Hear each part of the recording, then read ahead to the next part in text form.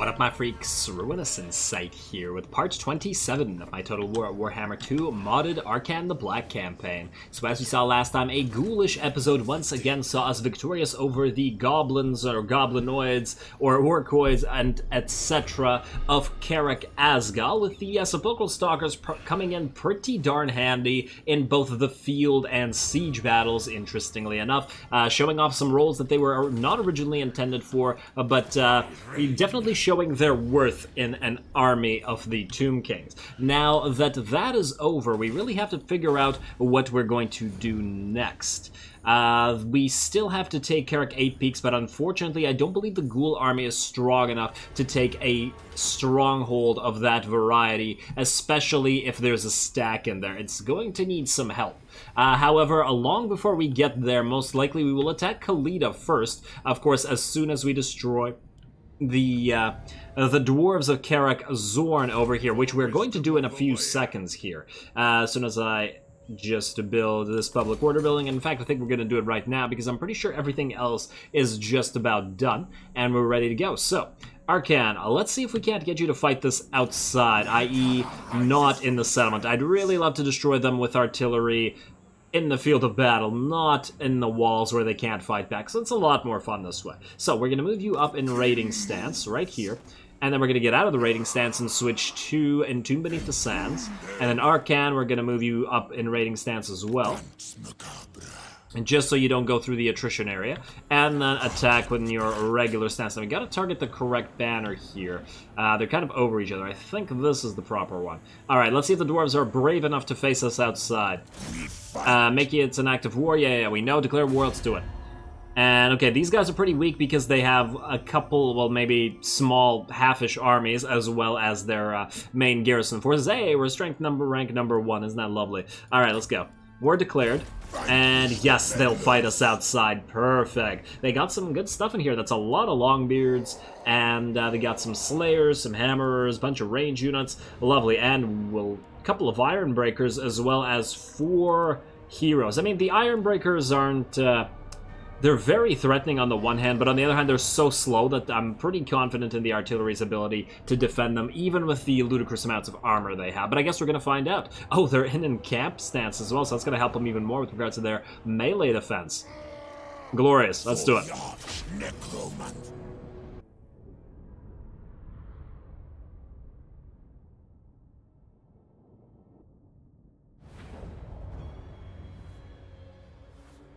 Alrighty, so just based on this map and what's happening here alone, no amount of craziness that the dwarves could do could make them possibly win this. This is just the worst possible thing that the setup could have done for them. On the one hand, their original army is here in a choke point where our massively long-ranged artillery can go to town and obliterate them. On top of that, their main army, the garrison army with all the elite troops, are coming out on the longest or the furthest corner from the main battle that it's possible.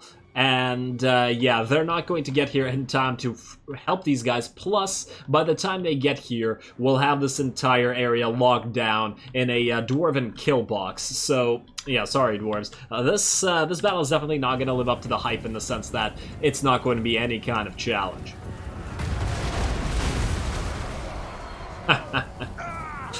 Yeah, poor dwarves. What do we have here, by the way? A bunch of... Wow, that single volley did a decent amount of damage. We got a bunch of dwarf warriors, and not really much else. Great weapons, regular weapons, and some quarrelers.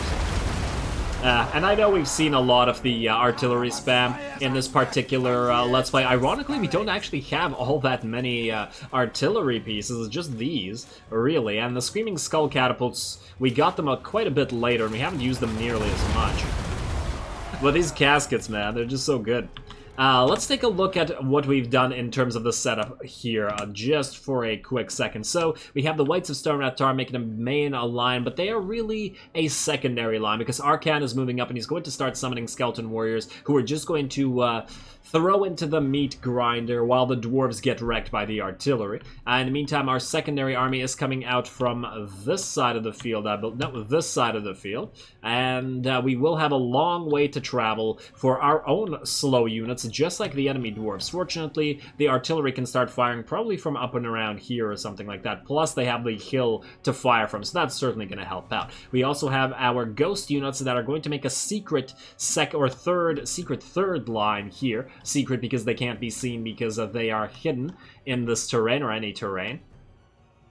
And that's in case any of these dwarves decide to run out this way. I don't imagine that's going to be a good idea, especially as they're going to have enough trouble just getting through the zombies and nothing else. Now, over here, we have all of our hex rates getting ready to hit the enemy army in the back as soon as they're down here. They do have 4 or 5 range units, 2 sets of quarrelers, 2 sets of handgunners, looks like.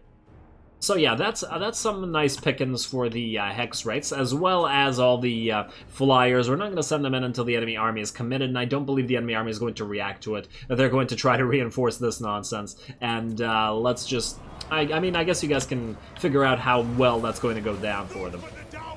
Alright, here we go. We also have some range units, but they're not really doing anything. Dwarves.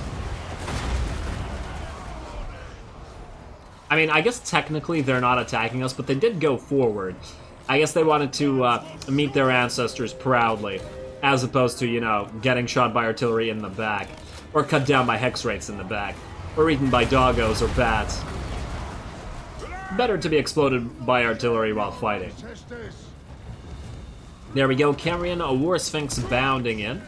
And it looked to me like this army got destroyed so fast that I didn't even bother keeping this line of Cairn Wraiths here. I just sent them out to this side of the map to attack these guys in the back or into the side, just like we're going to do with the Hex Wraiths. And there we go. This battle, or the first portion of this battle, is just about over. All these units are routing. We didn't even engage any units, really. They all got killed by artillery. And I thought the dwarves would be pretty resistant to that, but we have to remember that the Caskets of Souls do insane amounts of damage, so it's not all that surprising.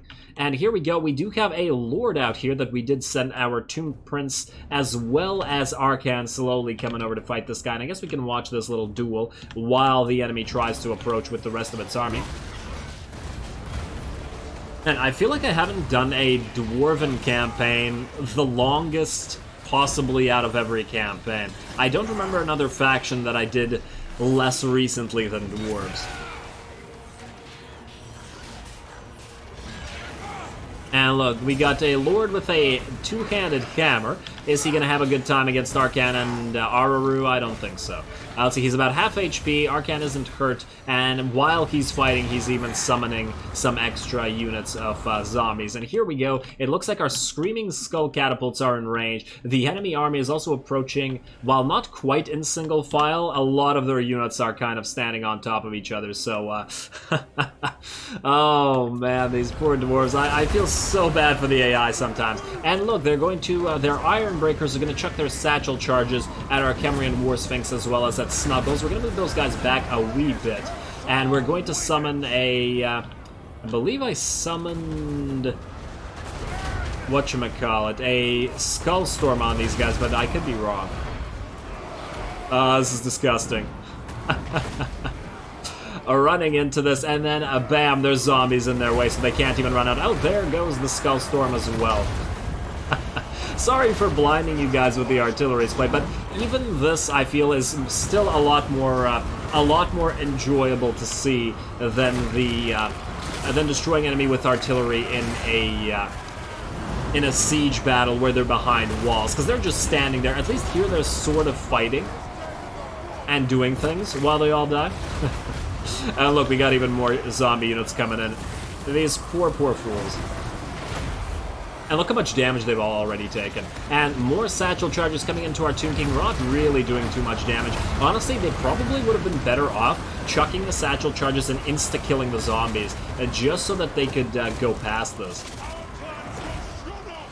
And look what we got in the back of the line here. First, the Hex Wraiths are coming in, and since we're fighting outside, we are going to want to destroy every single enemy unit that we can get our hands on, which the Hex Wraiths can do in seconds. So these guys are all going to be dead pretty much as soon as they get charged. Look, these guys were at 8 units. Out of a couple Hex Wraiths that charge in, they're already at 2, so...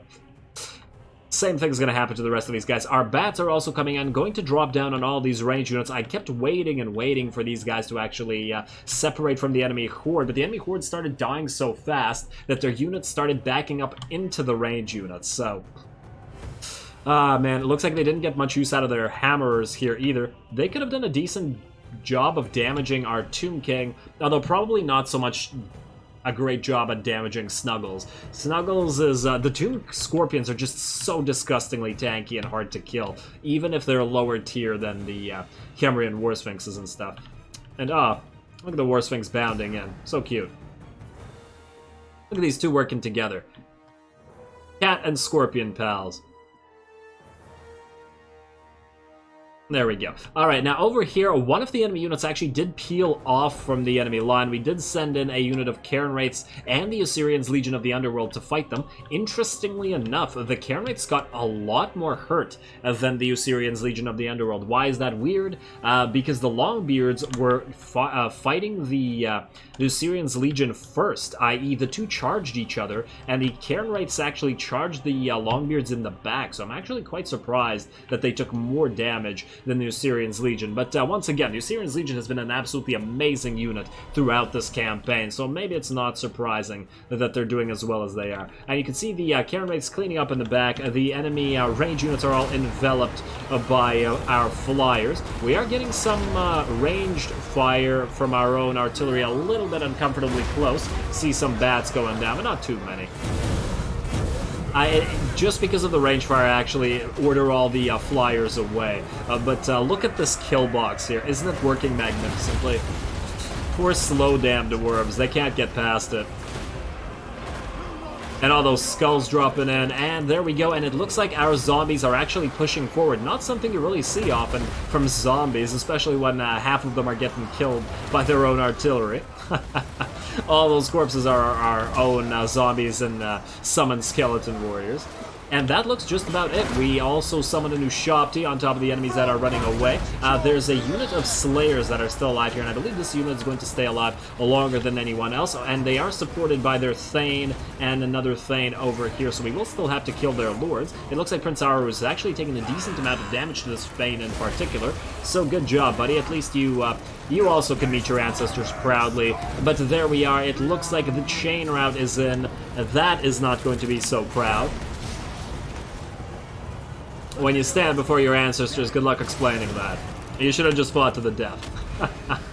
And there we go. There it is. They're all dead. We're going to chase them all down so we don't have to fight them again by sieging the garrison and destroying them in the along the walls. All the Slayers do still have to die because they're unbreakable. So I guess let's watch them die. Oh, it looks like Arkhan's gonna stab one in the face with his little sword there. And, oh, damn, that's a nice oh, damn.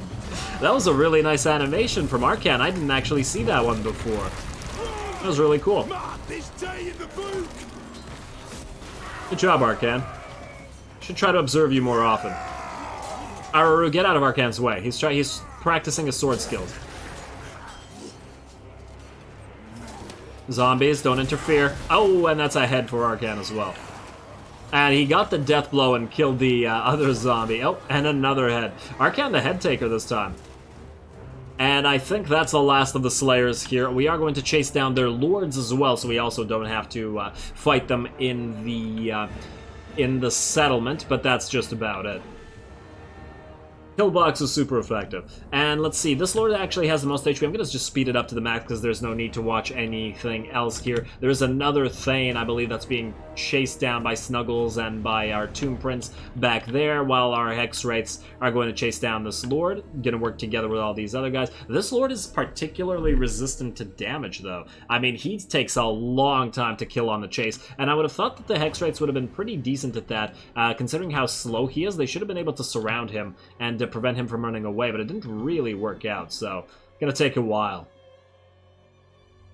And this is another Hammer Lord, so okay, but here comes Snuggles, and here comes our Caster. The Caster is here, I believe, to debuff the enemy Lord, as well as to buff our own units with the plus armor-piercing damage, which should really help the Hex Wraith. I can't even see where the enemy Lord is. Okay, well, he died somewhere in there just before our War Sphinx and our King Kura got here. But there we go, a ludicrously decisive victory, i.e. the enemy had no kind of chance. Still, I thought it was really fun to watch, so hopefully you guys enjoyed it as well.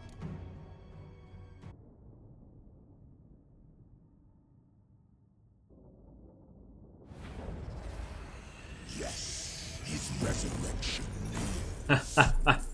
0 losses. 0. Those poor damn dwarves didn't stand an iota of a chance. I don't even think we really needed the reinforcing army either. Just the caskets alone and the various ghost units in the back, plus all of Arkhan's summons in the front, just destroyed these guys. Plus, they were such an immobile army, and for their reinforcements to start on the edge of the map like that, ouch.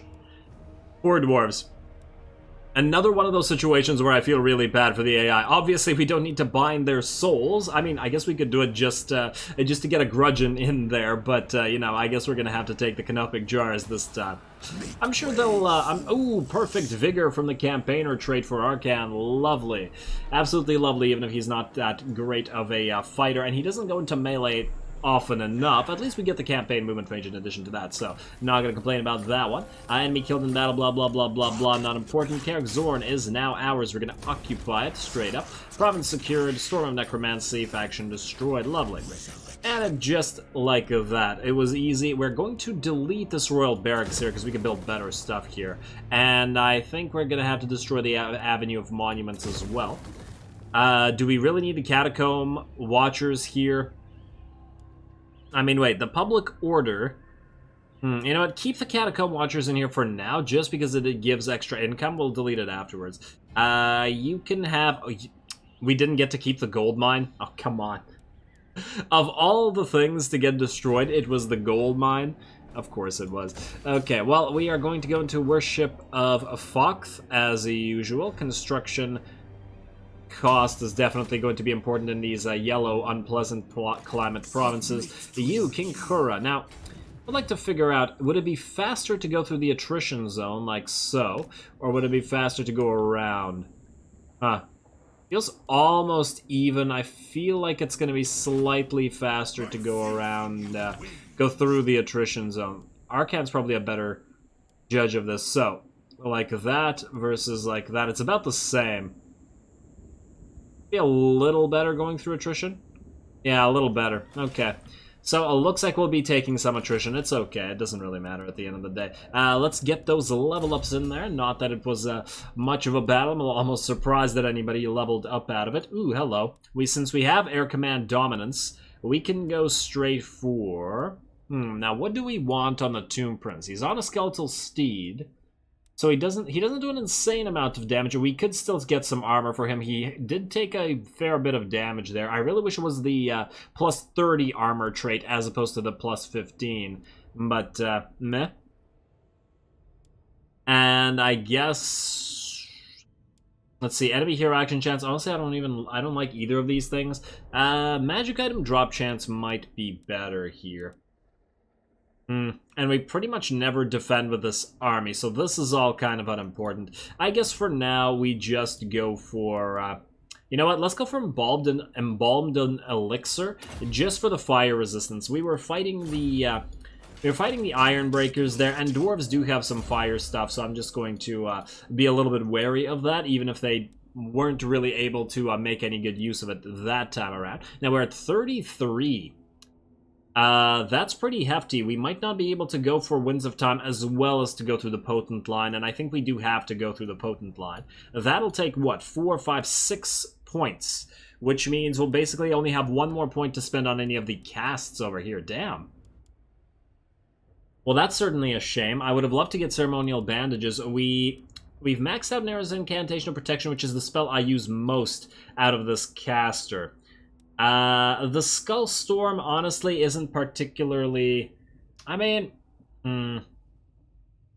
It deals no armor-piercing damage, though. So that's kind of a problem. It does cause a speed debuff. Almost tempted to say that the Incantation of Desiccation is better. It's 45 seconds, and it just cripples the enemy army. And it's kind of the reverse of Nero's Incantation of Protection in the sense that this is an area of defense or this is an area of attack. I don't particularly care for Assyrian's Incantation of Vengeance, even though it is armor piercing. It just costs way too much unit to be using it on a single target. If it was a mass thing, then yeah, but not like this. And Tra's Incantation of Righteous Smiting is swell, especially because we have artillery. Man, we could forego Potent, but it feels wrong to do that. Just to go for the casts. Alright, well, you know what? We're definitely getting Power Sap either way. The -5 enemy Winds of Magic is definitely worthwhile. I don't really care about the cooldown, but the miscast for all characters is kind of helpful because that does help Arkhan himself. Quell is helpful. And, oh, it's +3 weapon strength when attacking. It's only +3% though. It's really low and it doesn't really do too much for these types of units. Man, look at the damage on the frickin' caskets. Those things are disgusting. Okay, anyway, I believe that's it for that area. Now we need to figure out what else we're gonna upgrade. Vulture Mountain and stuff. You know, we might want to actually save some cash, start upgrading Al-Haik and some of the other provinces, just because this stuff is expensive. We should probably get the Restored Tomb here, though. Oh, actually, you know what we should get here? We should get one of these treasure tombs here. That's going to cost basically all the cash, but it is adjacent provinces, so it's going to be pretty useful. We're going to have to get another one here because we're going to replace this one, build this one here. This is going to be a refurbished workshop, which we can't build here for some... Oh, because we don't have the Pyramidion yet. Okay, well, that's all of our cash. Hero recruited. I did this last time, but I don't remember why. You are a... Oh, you're another treacherous... Oh, but you're level 9 as opposed to this guy, who's also treacherous, but he's level 6. I mean, I'll keep 2 for now. I'd really prefer for them to have different lores, as I said earlier, but I haven't seen treacherous on anybody other than the Hekaran lore guys. Anyway, let's end the turn, because there's nothing really to do, and now we need to head out to Khalida. Alright, you're moving. Did I forget to move you? I need to move you into Nagash's. We need to see if it's still Clan Moors over there. And Khalida, let me guess, you want a non-aggression pact? Yes, you do. You know what's coming.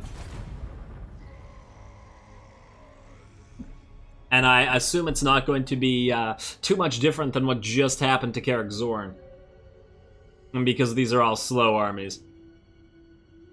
Alright, here we go. Troll Skulls, there we are. And King Kura, you also get some campaign movement range. That's lovely for you, buddy. Canopic Jars for cavalry focus. Well, we don't really have much in the way of cav focus right now. You, moving on in right here. Perfect. You are out of the attrition area of the mountains. And you're poised to take Granite Massif. If this army was a little stronger, I'd attack here, but then Khalida might attack in reprisal, and we don't want her to be dead. We want Arkhan to take the buff from killing her. I don't remember what it is, but we'll find out. I mean, I don't think she gives your entire army poison, because that would feel... Oh, she probably gives applied poison attacks. Although I'm just assuming, I don't remember. She gives her... Wait, I thought she gave her entire army poison, or was that one of the Skaven Lords? Huh, wait. Does she just buff archers, then? I guess she just buffs archers. Which lord gives their entire army poison attacks? Is it Lord Skrolk, maybe? As I said, not ultimately all that important. Now, what are we going to build here? I guess we do still need to build the Ancient Pyramidion, don't we?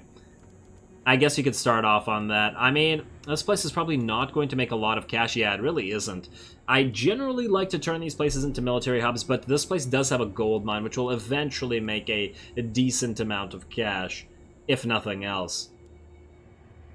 And plus, there's the stuff like Treasure Tomb is actually going to help here. You know what? I think we're going to hold off there. We're making below 10k per turn now, which is really low, especially for Tomb King, so we need to fix up our money situation. Black Tower of Arkhan, that is going to come from you mostly. So, we're going to get a Crumbling Temple.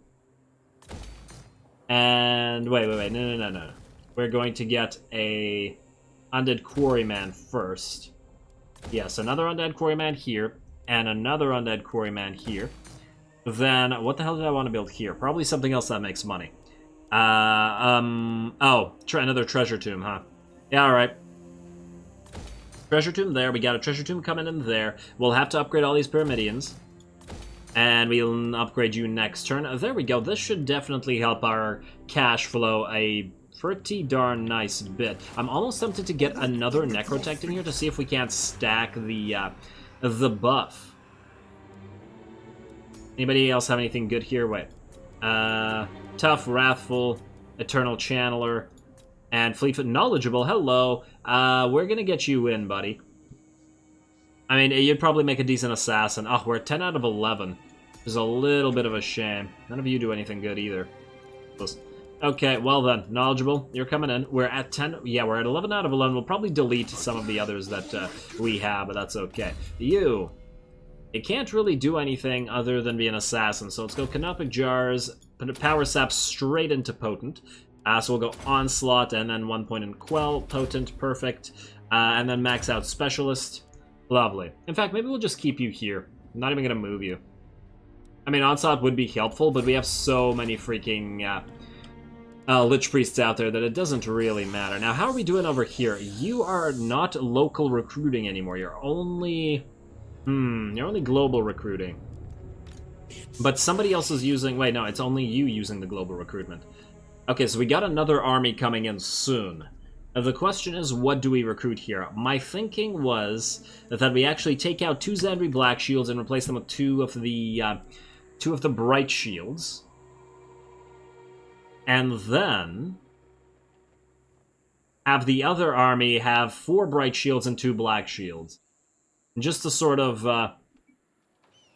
just to try to spread out the bolstered defense aura, because it doesn't feel right to have them everywhere. You know what? Yeah, you're going to start by building more of these guys. I really wish there was more global recruitment here. You, ironically, have more local recruitment, not global. You should probably keep building Cairn Wraiths while you're at it. And while we're at it, you know what? We need to upgrade this Necropolis. We need those damn Mortis engines for Arkhan. Now, one of these will only give us 1 Mortis engine capacity, and I think we're gonna want 2 in Arkhan's army. So, yeah. Okay, what else? Your army is almost ready. You're gonna have to move here and meet up with this guy. He's still making that giant... You know what? Yeah, just start recruiting at least some Cairn Wraiths. If you're gonna spend time building these guys, might as well do that. Ushabti army, you are gonna be ready in exactly 5 turns. I really wish that this didn't take so long, but that's okay. Why do you guys all have debuffs? Oh, that's from the Pyramidians. They cause debuffs. Okay, that's fine. And I believe that's it. We got a lot of demolitions everywhere. Karak Asgal, oh right, we're going to want to build a defensive structure here. As well as the Gemstone Mine. Tax rate +1 for entire faction. You know what, let's build the Gemstone Mine right now. And then we could delete... Do we want to delete the growth building? I don't think so. Our growth is at 92 here, which is already really low. I guess we have to delete the Avenue of Monuments. I like the additional campaign movement range, but I feel like you should be able to reach Kradtommen from here regardless, so it shouldn't really matter. So yeah, feel free to delete that for now. And how's the defenses here? Okay, we got 1 Cairn Race. Oh, because we have the Desecrated Sepulchre. Lovely. Okay, now you. Go kill this Clan Moors hero. Ah, you can't. Costs too much. Speaking of Clan Moors heroes, we will have to find the rest. That's another Potent, so even more Winds of Magic. You. Where is that Skaven? Is it at Nagashazar, or is it over here in the Desolation of Nagash? I guess they could be in both. We're gonna have to send an army out there. I'm almost tempted to just go through Kalida's lands and send the ghouls out there. They should be able to take a single Skaven settlement, I feel. Huh.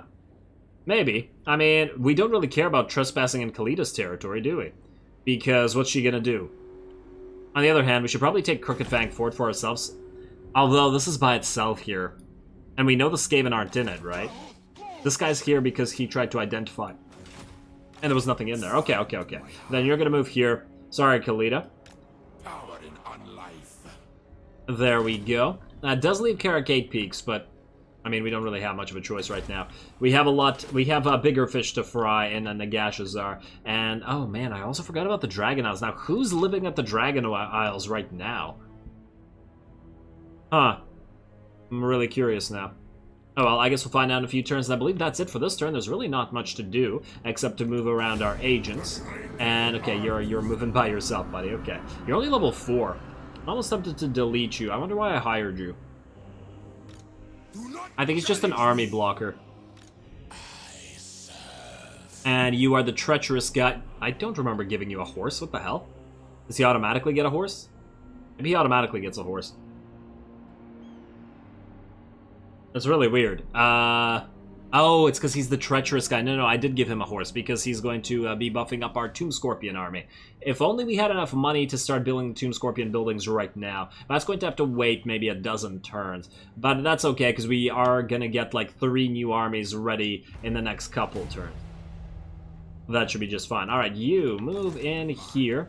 Okay, you're almost there. Almost ready to switch troops and stuff with this fella.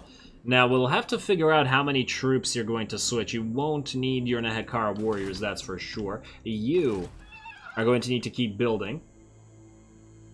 But you could stop at any time and then trade forces with this guy, especially because you're not doing local recruitment. In fact, you know what? Finish building up the Crocodile Legion. We'll recruit the rest here.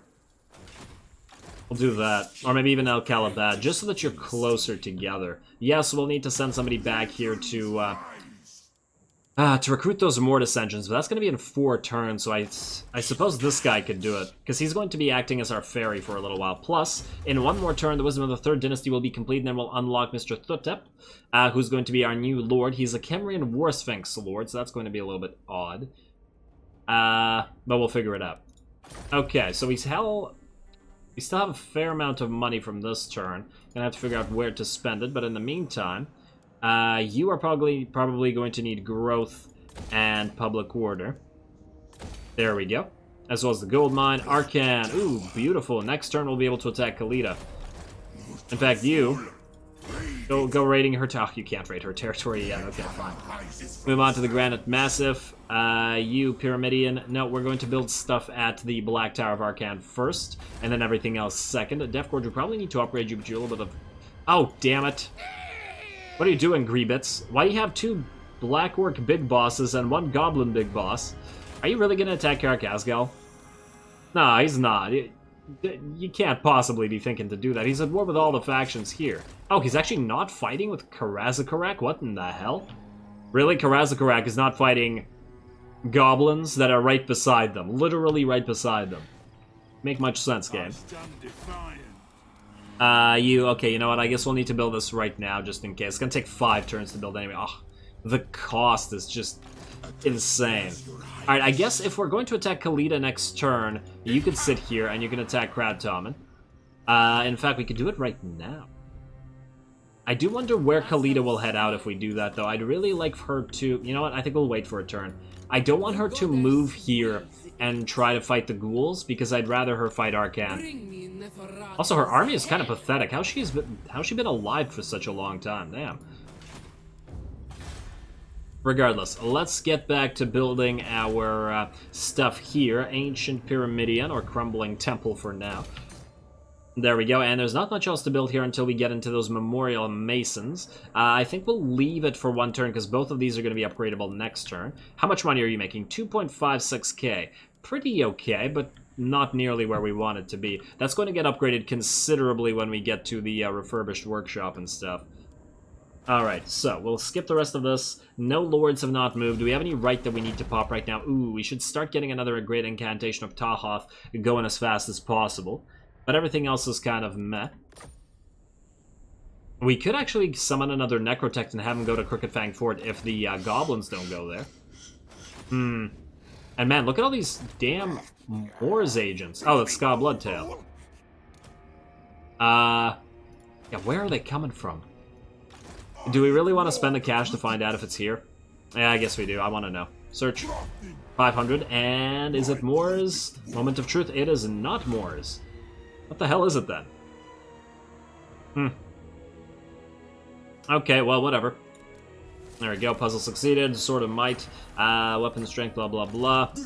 Guess we're heading to Nagashazar next. It's gotta be Nagashazar then, because there's Skaven corruption here, unless it's osmosis from a nearby province.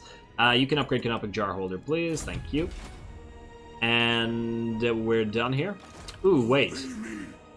I wonder if Arkhan... Nah, I was thinking that maybe Arkhan can attack Mockrock in a single turn, but it doesn't look like it. End turn. Let's get to it.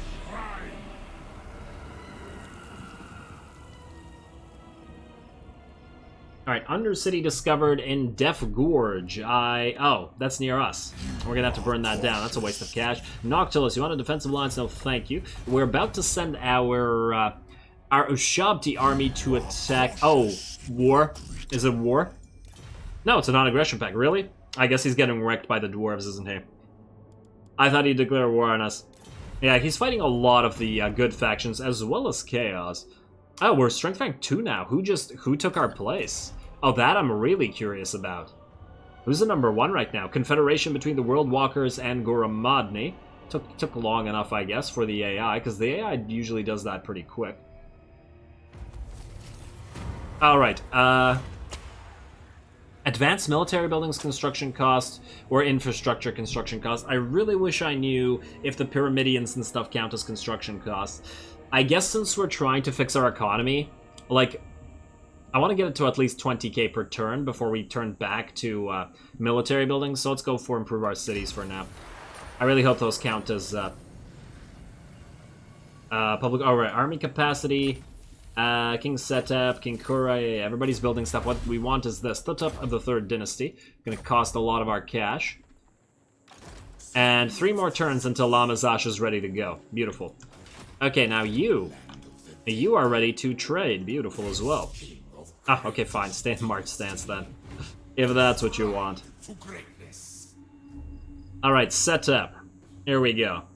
So, you're at 18 out of 20. You need to remove this, so that you're at 15. Then, you need to take 1, 2, 3, 4, 5 Necropolis Knights. The 6th one will be a Regiment of Renown. Okay, and that's 20 out of 20, which means we have to lose...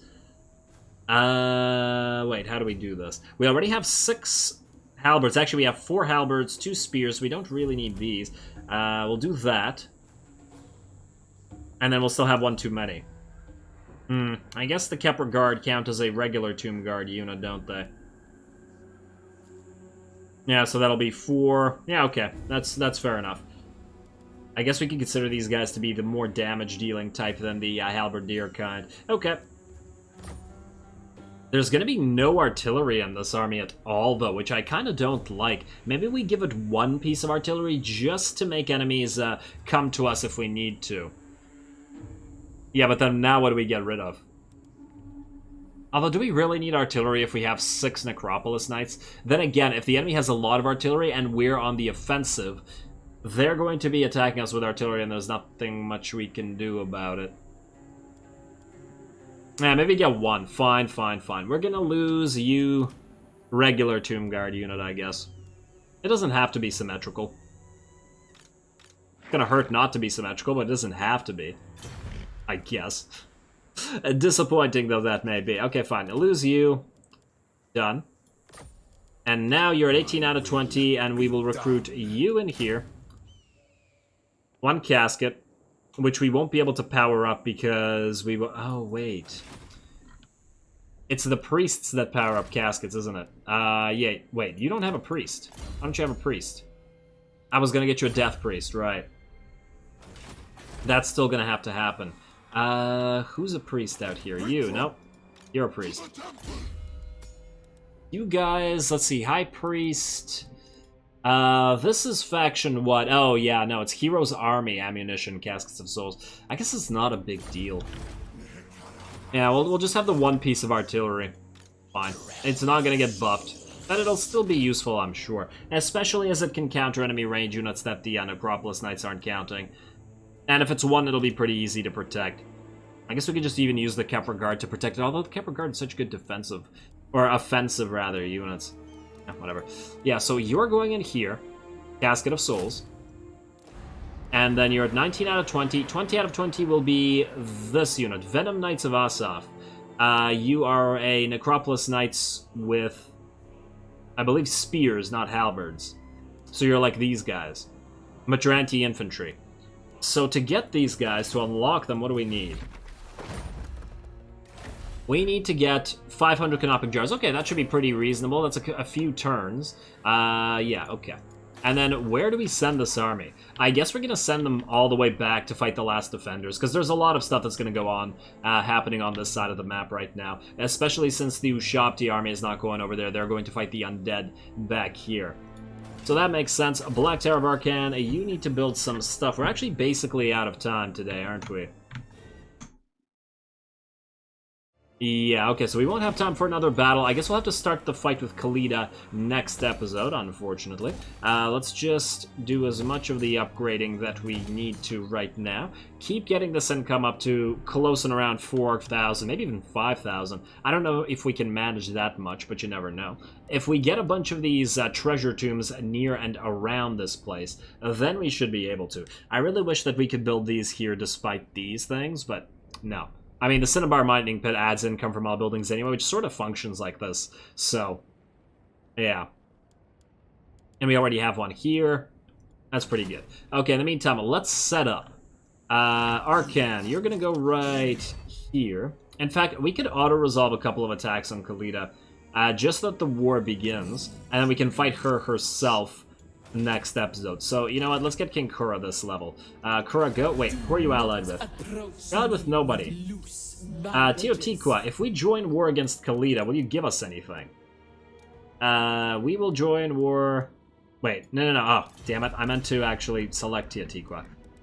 Will you give us money? I really feel like I'm nickel and diming here, but... Oh, they only have one settlement. I doubt it. Court of Ibaras. Plus, we're going to kill him soon. How about we give us 1,200 gold? Wow. Oh, they're fighting the last defenders. Okay, you know what? Sorry, Khalida. We're just going to declare war on you. It's a waste of time. Go. Declare war.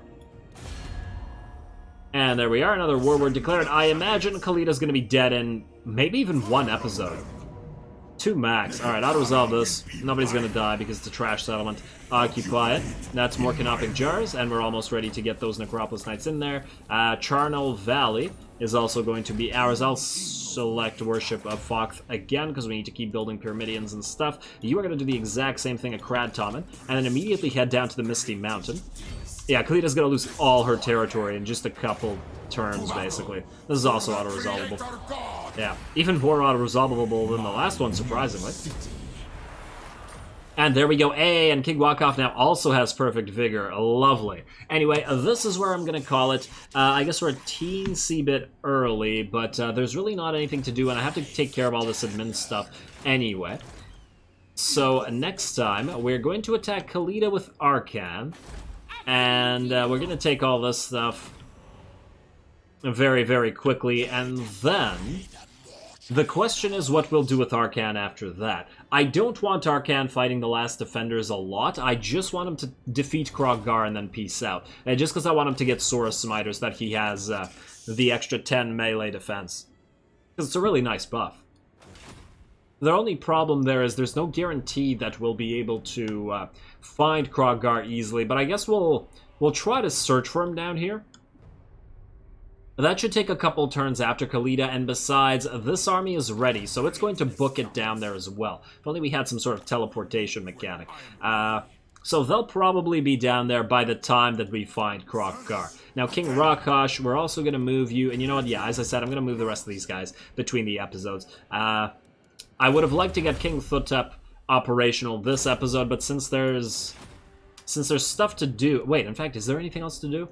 Maybe we could just summon him and take a quick look at what he does in preparation for next step. Might work. Wait, can you go into ambush? Oh, you can go into ambush. What if you could ambush Khalida? It would be completely unnecessary, and we won't fight it this episode. But it would be nice if we could do it.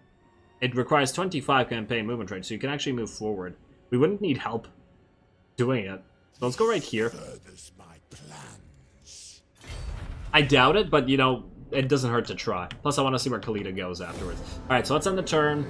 Let's summon King Thotep. Oh, wait, will we have enough canopic jars? Oh, wait, we don't need to. We already spent it on the research of him, so that's fine. Although, if Khalida actually goes for the ambush, we won't be able to do that this episode. We won't be able to find out anything about King Thutep this episode, I mean. And Moment of Truth, where are you? Oh, it already went past her faction. Okay, well then. King Thutep, you, my friend, are going to get summoned all the way over in Khemri. Why? Because it takes 4 turns to summon the Golden Host of Mahrok from global recruitment. So recruit Lord Thutep of the 3rd Dynasty, plus 10% additional tradable resources. Lovely. Get you in here. Let's see what you do. What kind of lord will you be, other than the fact that you buff up Khemrian War Sphinx and Necro Sphinx units? Construction time is lovely, a little bit of extra armor. Oh wow, 115 armor. Wow, you have like no melee attack. Wait, do you start on a Khemrian War Sphinx? Yeah, you do, don't you? Okay, that's why. Makes sense to me. Now, what do you have here? Bloodline Redeemed. Really?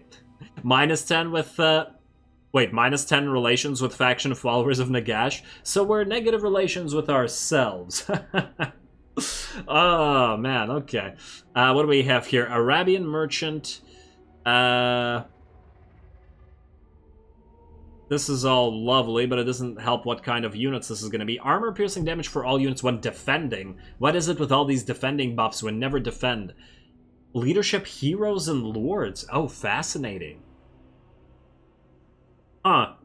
This is for Lord's army. Okay, so maybe we get several Tomb Princes together in one army here. That's going to be pretty interesting. It's not something we've done before. And Blessed by the Asp. So this is only for the king himself, so that'll buff his range power, but it won't buff anybody else's. And what else do we have here? Hero capacity, all heroes. Okay, so yeah, it sounds like this guy's going to get several heroes as well as a bunch of Necro Sphinxes and... Necro Sphinxes and Tomb Sphinx, or Khemrian War Sphinxes. Okay, fair enough. Fair enough, so... let's just do that before I forget, and yeah, calling it here. Next time, we've already discussed it. Khalida's going to be destroyed, and then we'll start heading our other armies up here, and to Sartosa. Finally, we'll get the wine. Finally try to get the frickin' Elixir of Might for the Staff of Nagash. We've been waiting for that forever, and hopefully we'll get to it either next time or the episode after that. So with that said, as always, I do appreciate any and all feedback, yada yada yada. All glory to the algorithm, and thanks for watching.